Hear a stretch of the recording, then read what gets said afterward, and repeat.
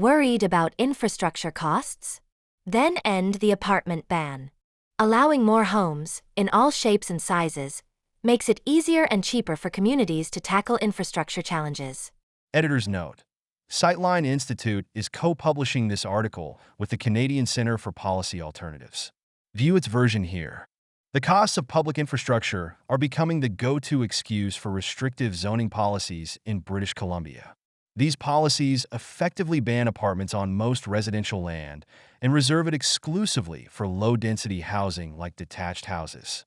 As one newspaper headline put it, density is coming to BC municipalities. Leaders don't know how they'll pay for it.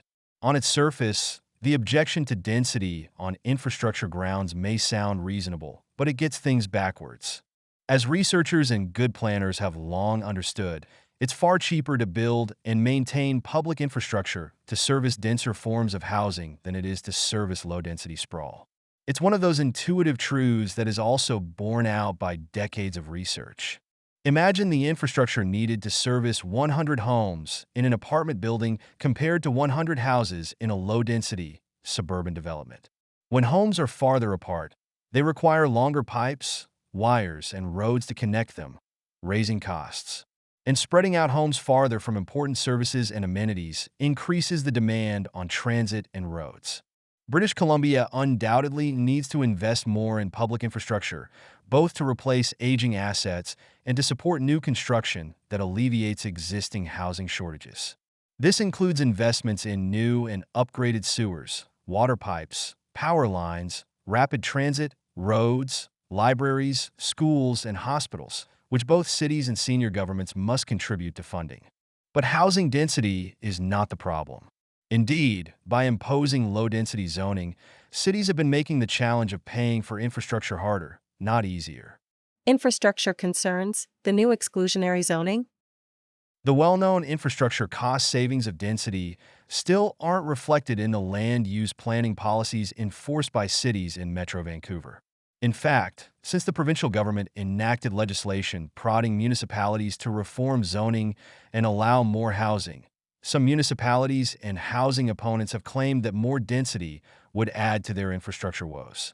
In the lead-up to the October provincial election, the Union of BC Municipalities, UBCM, warned that, in light of provincial housing legislation, costly upgrades to water, sewer, and roads are required to expand capacity and enable the creation of new high-density housing. What new housing opponents don't say is that when cities use restrictive zoning to block apartments on most of their land, they steer new housing disproportionately into low-density, suburban development, with higher infrastructure costs.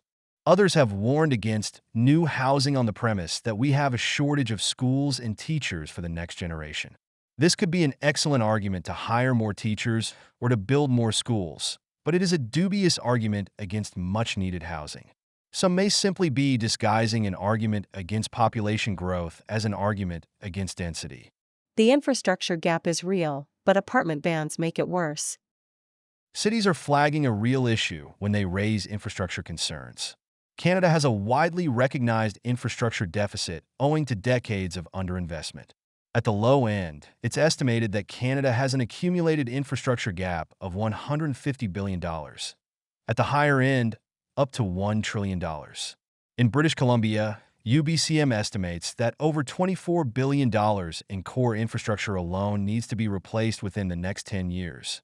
But to tackle that infrastructure deficit and address the housing shortage, ending apartment bans and allowing denser housing is a critical part of the solution, including cost-effectively building out the necessary supporting infrastructure. Overwhelming evidence shows that denser housing reduces per capita infrastructure costs. The Metro Vancouver regional government recognized this in a recent report on the topic, noting that higher density development forms are associated with lower per capita municipal expenditures for streets and highways, sewer, water, and solid waste. The report found that public infrastructure costs for apartments were 5 to 9 times cheaper than for houses, measured on a per capita or per unit basis. Lest the policy lesson here be missed, the report explains that it is critical to permit and facilitate higher density and more cost-effective forms of development in urban/developed areas, i.e., infill, intensification, redevelopment, where public infrastructure investments can be best utilized. Municipalities failing to do so are, according to the report, encouraging inefficient growth patterns, which are costly not only from an environmental and social point of view, but also from a municipal finance perspective. These findings are consistent with a wide range of analyses from municipal governments and think tanks in Canada, international institutions like the OECD, academic research literature, and studies around the world. As one study commissioned by Halifax emphasizes, municipal savings from denser housing are found not only through lowering the upfront capital cost of new infrastructure, but also in lower operations and maintenance across the life cycle of that infrastructure. As a result, the study concludes that the life cycle costs of low-density development may be 10 times higher than for denser development. Similarly, the City of London, Ontario, found that over a 50-year period, sprawling growth would entail capital costs $2.7 billion higher and operating costs about $1.7 billion higher than for a compact growth scenario. Ending sprawl-producing apartment bans also has a whole host of other benefits, including easing housing shortages, reducing tenant displacement in existing apartment areas, opening up quiet side streets to renters, lowering costs and risks for both nonprofit and private housing creation, bringing down household transportation costs, and decreasing air and climate pollution. In other words, a win on many fronts for the region's growing communities. Infrastructure for denser housing is less expensive, so why not act like it? Despite the enormous costs, apartment bans remain in place on most of the land in big, expensive cities like Vancouver, ensuring that sprawl continues into the Fraser Valley and up the North Shore Mountains. Why is this still happening? In part, infrastructure concerns have become just another horse on the carousel of excuses to block apartments, weaponized in service of old-school NIMBYism. Not unlike how, to take just one other example, NIMBY actors in many cities have brandished the cause of historic districts to effect the same old exclusionary zoning. Cities and towns are also failing to take a collective approach to the infrastructure question. If Vancouver or Burnaby or New Westminster maintains an apartment ban on most of its land, it pushes more housing, and the problem of building infrastructure to support that housing to the edges of the region and out of its jurisdiction. While the infrastructure for that sprawl then comes at a greater expense both per home and per person, from Vancouver's perspective, it's some other municipality's problem. And to the extent that this reduces overall housing creation and drives up prices and rents, those costs are borne by renters and prospective buyers. In short, apartment bans not only embody a kind of pass-the-buck mentality when it comes to creating new housing, they also drive up infrastructure costs at a province-wide level. Don't block home building to avoid infrastructure build-out, accelerate both. Building more homes while building needed infrastructure no doubt presents genuine challenges, but those challenges have ready solutions. Denser cities than Vancouver already exist, and many of them have world-class infrastructure. Vancouver itself already has dense neighborhoods like the West End to model a successful build-out. Of course, new infrastructure still has to be paid for. Cities typically pay for their infrastructure investments through a mix of property tax revenue, debt financing, funding from senior governments, and increasingly, ever higher fees levied on new housing construction. The provincial and federal governments can play an important role by providing more funding to close the infrastructure gap and promote efficient urban housing creation. This funding should come with a requirement to end apartment bans, especially in expensive central cities like Vancouver, which so far has been treated with kid gloves by provincial zoning reforms. The good news is that the incoming BC NDP government committed in its election platform to create a new local infrastructure investment fund that's tied to housing starts, while offering more flexibility to cities exceeding those targets. And the Provincial Ministry of Housing has now combined with the Municipal Affairs portfolio, which could help in this effort.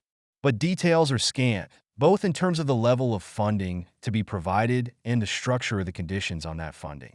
The Union of BC Municipalities has asked for an additional $650 million per year for infrastructure, which may be a good place to start. Provincial revenue could be raised for increased infrastructure funding by taxing even a sliver of the huge increase in land wealth seen in BC in recent years. The federal government also recently created a $6 billion Canada Housing Infrastructure Fund. The funds come with some good conditions relating to zoning reform and limiting fee increases on new housing, but they notably do not include a requirement to end apartment bans. This federal initiative is a positive step, but the level of funding is manifestly inadequate, given that it is spread over 10 years in an entire country. Still, municipalities, and in particular big, expensive cities, are far from helpless when it comes to funding infrastructure investment. Cities like Vancouver and Burnaby have among the lowest property tax rates in North America, which encourages speculation in the housing market and entrenches wealth inequality. They could increase property taxes to help cover the costs of infrastructure upgrades with a simple policy change. Even better would be to tax land values specifically and add progressive tiers to the property tax system, which would require provincial permission. Instead, Metro Vancouver municipalities recently decided to pile more fees on new housing rather than tax land wealth broadly. According to Metro Vancouver's own report, this will hurt the economic viability of new rental housing projects at a time when they already face major pressures from high construction costs and interest rates. The fee structures also fail to reflect the lower per capita infrastructure costs of servicing dense housing. The damage done when cities tax land wealth lightly and new housing heavily is a topic for another article. To get a handle on the housing crisis, concern about infrastructure costs can't be wielded as a weapon against new homes and apartments. The reality is that allowing denser housing makes it easier to tackle infrastructure challenges, not harder. Metro Vancouver cities have been digging a budgetary hole with inefficient sprawl for decades. It's time to stop digging, stop banning apartments on most of the land, and start building the homes people need.